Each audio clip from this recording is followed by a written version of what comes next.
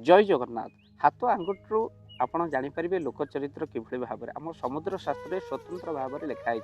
आज आम मैंने आंगुठी देखी लोक चरित्र सहित किभली भाव में स्वभाव होइथिबो से व्यक्ति जो मानकर आंगुठी एभली भाव में होइथिबो।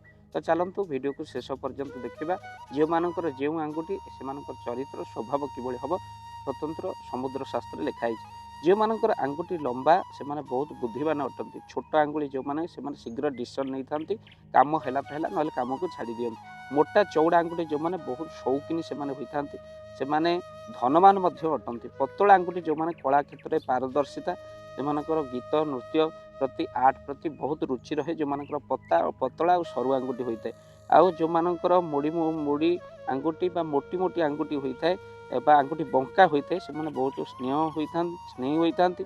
से माने जहाको घृणा करिवे तो घृणा करिवे, जहाको भल पाइबे निश्चिंत भल पाइबे। आंगुठी भितर गैप थिले बहुत खर्ची आउ से माने बहुत कौन ना रोजगार क्षम मध्य होई पारंती।